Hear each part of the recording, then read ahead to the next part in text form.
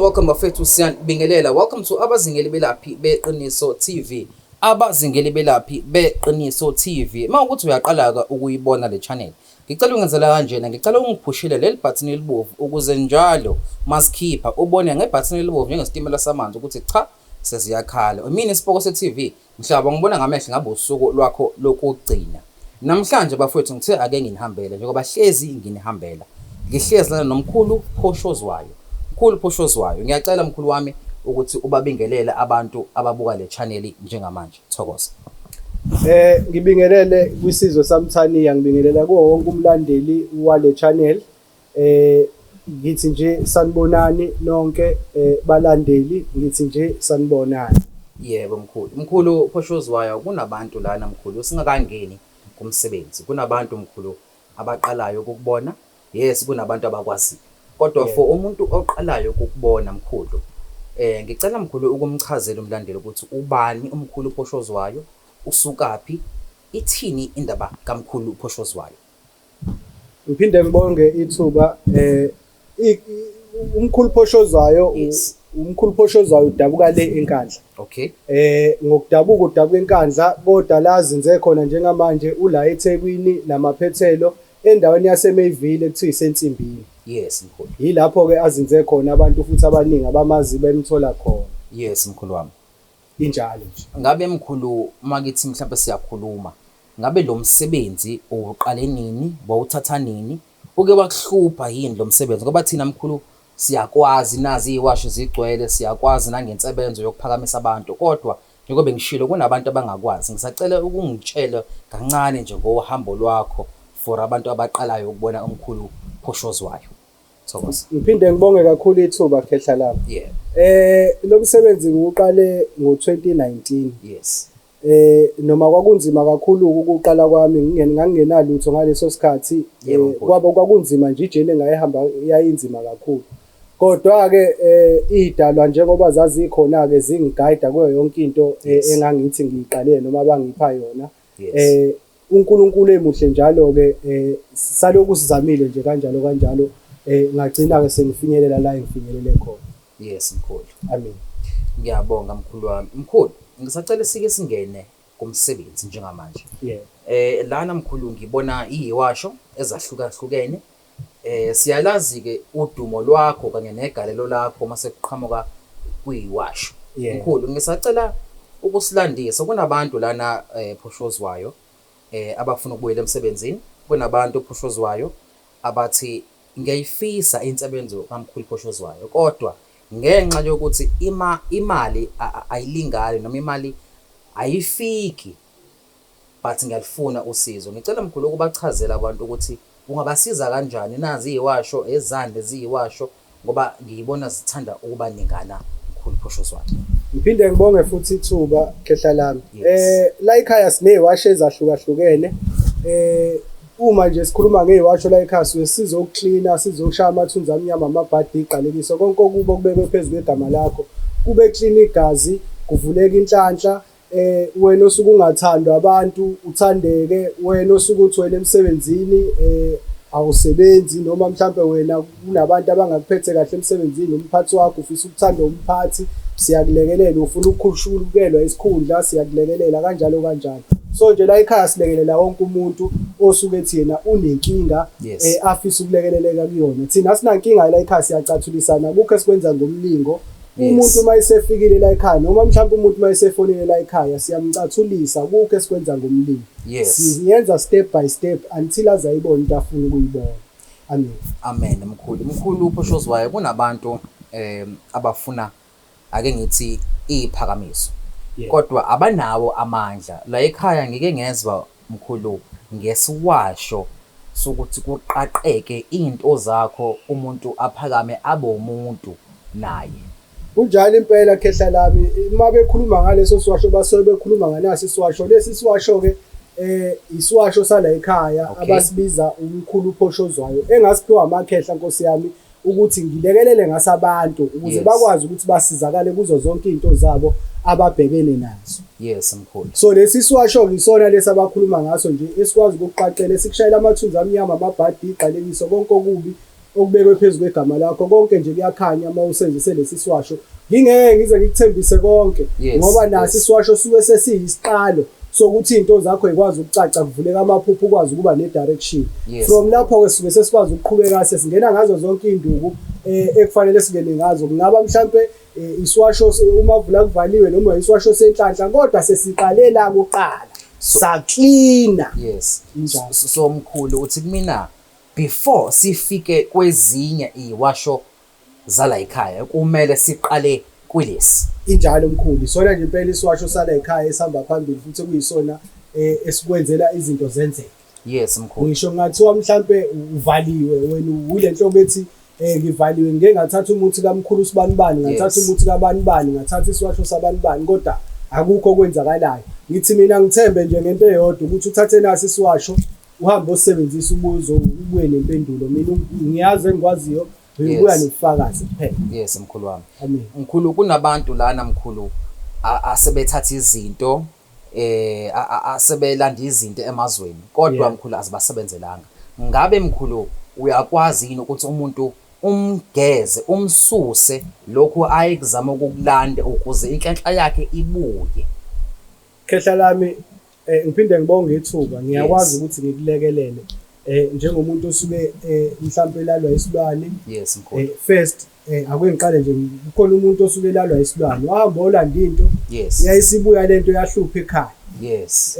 Omunye akaze alande lutho kodwa kunento emhluphayo njalo ngaso sonke isikhathi ehlala ifuna ukuzolala naye. Yes. So ngiyakwazi ukukulekelela lapho ukuthi ngikugeze ngikususe konke lokhu okukulandelayo. Sonke lezi ipho uma ukuthi wabelethiswa ngisho ngathiwa kunjani mhlawumbe unomdliwa kanjalo, ngiyakwazi ukukulekelela ukuze into yakhe ikwazi ukucaca, sikwazi ukuya phambili. Kodwa engakuthembisa khona kukho esikwenza ngomlingo, konke sikwenza step by step siyacathulisana. Yiloko nje engingakusho. Mkhulu kunabantu lana noma ake ngithi kunemndeni abahlushwa izinto emagcekeni.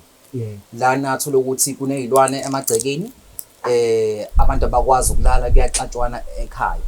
Mkhulu ngabe uyabethela, ngabe uyayikhipha izilwane, ngabe umkhulu uyafika yini ekhaya azosiza noma azolekelela uma ukuthi la ekhaya kunezinto esingahambi kahle noma kunezinto abasijijela ngazo omakhelwane? Ngicela uPhoshozwayo ukhulume nami ngikuso. Amen Khehla, ngiphinde ngibonge ithuba. Uma ufisa ukubethelelwa kunezinto ezigijima egcekeni lakho, ngiyakwazi ukufika ngizokubethelela. Yes. And futhi uma ukuthi wena uthi hayi mina mkhulu ngeke ngize ngibe nawo amasenti aphelele ukuthi ngikusondeze kumina, uyakwazi futhi ukuthi ngikunike into uhambe uyoyibethelela, ulandele imiyalelo yala ekhaya ukuthi senza kanjani. Yes. Uma futhi kuukuthi lapho kunezilwane uyasaba ukuzenzela, koza mina-ke ngifike ngikwenzele into ebukwayo. Yes. Ngikuhlubele indlu ekhasini ngikwenzele izinto ongakazi wayibona. Ngisho mkhulu sekuthiwa la ekhaya sabethe siyazama akwenzeki lutho, imali yangena iyaphuma ayihlali, ukudla akuhlali, kunomsindo la ekhaya, abantu mkhulu bahluphekile. Ngicela ukunginabela mkhulu ungichazele ukuthi ngabe ngempela uyayenza yini lento Phoshozwayo? Khehla lami ngiphinde ngibonge ithuba. Yabona lapho mkhulu uma ukhuluma kanjalo kunabantu abaningi asebesizakele la ekhaya befika ney'nkinga zabo ezahlukahlukene bethi akukho kuya phambili konke kudonsele emuva. Yes. Uma sengiyafika-ke mina ngifike ngibenzele khona ilokhuza la ekhaya ebizwa ngezaba. Okay. Suke ngikwenzela izaba kuvuleka izinto zakho nikwazi ukuthi lonke niyogeza. Uma sengikhuluma naleli zaba leni nikwazi ukuthi linivulele yonke inhlanhla yenu evaliwe, liqaqe zonke izibopho zenu ezivaliwe ukuze nikwazi ukuya phambili, nikwazi imali ukuhlala nani nikwazi ukuthi into eniyiplanayo ikwazi ukufezeka. Zonke izinto othi uyayifisa zikwazi ukufezeka empilweni yakho. Yes mkhulu. Mkhulu lana kunabantu mkhulu sike siyizo lento kakhulu. Kunabantu abambethe, kunabantu mkhulu abazalwa benqwambile bembethe mkhulu abaneziphiwo. Ngabe mkhulu umuntu osahlushwa ingubo uyamsiza yini nayo? Ngoba mkhulu ziningi iwasho zakho nodumo lwakho silizwile ingakho sila ekhaya namhlanje. Amele ngiphinde ngibonge ithuba khehla lami ngiyakwazi impela ukumsiza noma ke lapho suke sesingasasilekeleli ngeziwasho suke sesikulekelela ngeinduku ezokwazi ukuthi ziphakamise lesiyasidala sakho esikwembethe. Yes. Ziphakamise lezi izinto zakhe ezikwembethe ukuze ukwazi ukuya phambili. Yes. Right. Mkhulu, ake singene kuyiwasho. Lana mkhulu kunezangoma umuntu ahambe ayothwasa. Athwasa umuntu aqede baze bamkhiphe kubo. Azabe nesigodlo umuntu kodwa mkhulu akungeni ngisho umuntu ozocela intilizi akungeni ngisho kodwa lo muntu uthwasile uyawazi umsebenzi. Ngicela ukukhuluma nabantu mkhulu abathi bahamba bayothwasa bawuthola umsebenzi bayilanda lento kodwa akungeni umuntu esigodlweni sakhe. Amele ngiphinde ngibonge ithuba khehla lami. Yes. La ekhaya sineyiwasho ekwazi ukukuvulela indumbe yakhe ikwazi ukusebenza. Eyivula ithonga lakho likwazi ukukhuluma ngoba phela abanye abantu bayahamba bayothwasa bafike bafakwe lento abafakwa yona. Mase bephuma babe umduva nje into engakwazi ngisho ukubona ngisho into eyodwa yomuntu. So mina ngiyakulekelela ke ngikunike nasi isiwasho sami. Ekuyisiwasho ibhayile zangoma. Uhamba uyogeza ngalo ugqume ubuye usubuya nempendulo eright ukuthi abantu bayangena kusangeni 1 ngena 2 or 3. Yes. Okunye ke futhi ngiyayithanda futhi ukuthi ngiyicacise le umuntu uthi mayisebenzisa isiwasho mayise expect ukuthi kuzongena abantu abawu10. Yes. Akukwazi ukungena abantu abawu10 ngedlozi kuphela.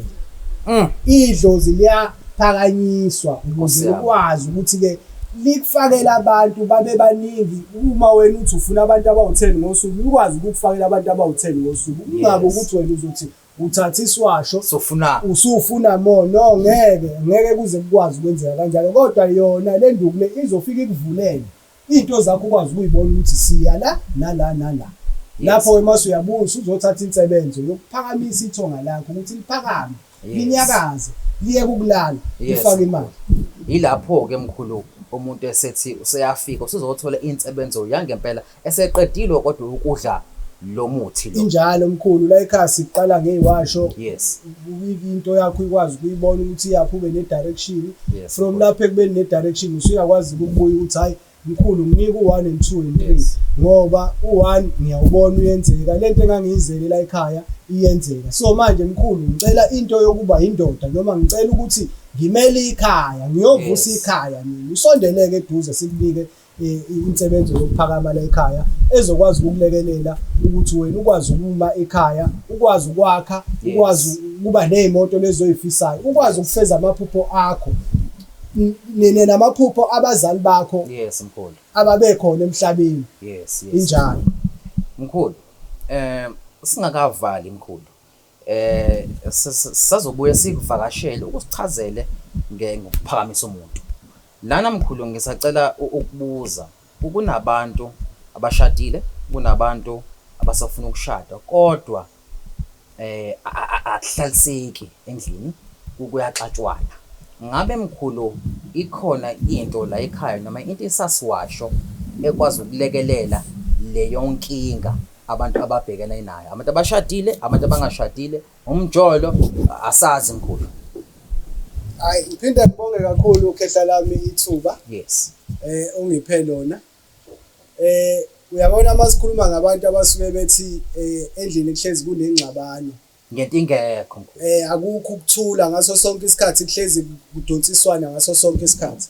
Lapho sesisuke sesikhuluma ngeinduku ezimbili la ekhaya isuke izokulekelela ezokwenza ukuthi igazi lakho nje libe nokuthandeka endlini kungabikho ingxabano.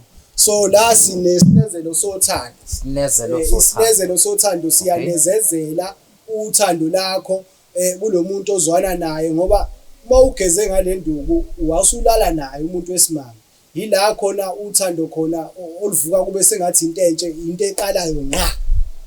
Uma sefuthi wena onenkinga mhlawumbe emsebenzini uyabona ukuthi engathi abakurecognize kahle abelungu kanti wena ubhizi uyasebenza ngempela ubashanga nangu unginakile isiwasho sethu sala ekhaya unginakile.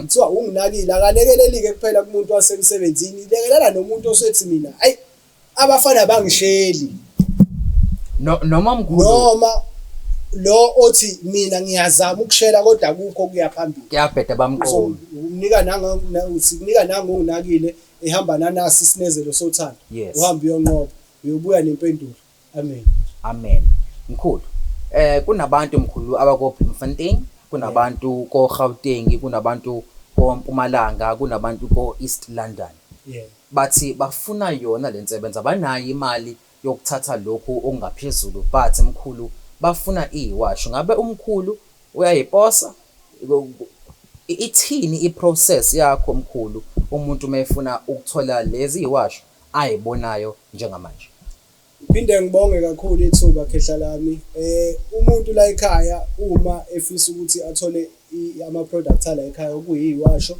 noma ngathiwa yini ke ayifisayo afisa ukulekeleleka kuyona siyakwazi ukumposela ngaphandle kwezinto nje ezimbili uma ekhuluma insebenzo yala ekhaya ayikwazi ukuposwa insebenzo yala ekhaya kuyakuphoqa ukuthi uze la ekhaya ukuze ukwazi ukusetshenzwa ugodwa nento yakho ezokwazi ukuthi ifike kulekelele ekhaya so la ekhaya siposa ngoPep noma uPostnet kodwa mawukhuluma ngendawo zangaphandle kunohlelo ke esisalizama ukuze sikwazi ukuphosela umuntu oseBotswana umuntu okwamanye amazwe angaphansi Olimpompo ngiyakwazi ukuphosa kubona iyakwazi ukufinyelela iphasela kuphela inkinga engingaba nayo ngabhekana nayo indawo iBotswana iyona indawo engingabhekana nayo inkinga engingabhekana nayo ngenxa zokuthi akukwazi ukuposeka kulezi zinto zethu ezama heads mkhulu so kuyaphoqa ukuthi sipose ngama truck so if ever kuthiwa umuntu ungaphandle azama ukuthi axhumane nami sizozama ukuthi senze ngayo yonke indlela ukuze akwazi ukuthola iphasela lakhe lifinyelele kuyena injalo mkhulu singakavali nje mkhulu iBhavu lenhlanhla mkhulu usalenza noma usabenzela abantu yebo ngisabenzela khehla lami ngisabenzela impela isuke sikuvulela nje inhlanhla yakho sikusuke sikuphakamisela inhlanhla yakho ukuthi zonke izinto zakho konke okuthintayo kuvula imali kuvula inhlanhla yonke into ethintayo ihlezi iphakami yaphezulu injalo mkhulu ngisacela ukuthi sibuye sizokuvakashela sike sithinte indaba zeziphakamo kodwa mkhulu sesivala ngisacela mkhulu unike abalandeli inamba yakho abangakuthola kuyona mabefuna lezi iwasho noma befuna ukukhuluma nomkhulu Phoshozwayo uqobo inamba yala ekhaya esisebenzisayo u076 274 60 71 ngisacela siyiphinde mkhulu 076 274 60 71 iyona inamba kamkhulu Phoshozwayo uma ukuthi ufuna ukubhuka ufuna ukuthola izinto ezizokusiza mkhulu sesivala ngisacela mkhulu ushiye amazwi for abalandeli abakubukayo njengamanje emakhaya ngiphinde ngibonge ithuba sokwazi into nje yokuqala engathi ukuyidlulisa ebantwini ukuthi abantu abalandeli inhlanhla yabo umuntu akalandela inhlanhla yakhe akekho umuntu owazalwe ngenayo inhlanhla wonke umuntu owazalwe nenhlanhla kuphela ukuthi zavalwa ngendlela engafani into nje engingayisho ukuthi landela inhlanhla yakho ukuze yonke into yakho ikwazi ukuphelela empilweni ukwazi ukufeza amaphupho akho nezingane zakho izingane zakho ukwazi ukuthi uthi uhambe emhlabeni usuyishiyile nomuzi wayishiya nezinto nazo ezosala ibambelela kuzona landelela inhlanhla yakho akekho umuntu owazalwe ngenayo inhlanhla mkhulu injalo umina Sibokotho TV emhlaba ngibona ngamehlo ngabe usuku lwakho lokugcina uyena kumkhulu Phoshozwayo lo ebesikhuluma naye bafowethu ngiyacela nisubscribe ni-share le video nayi inamba kamkhulu Phoshozwayo egijima phansi mkhulu sisacela ukukushiya kwasiyami amen thokoza kakhulu ngesikhathi siyathokoza mkhulu thokoza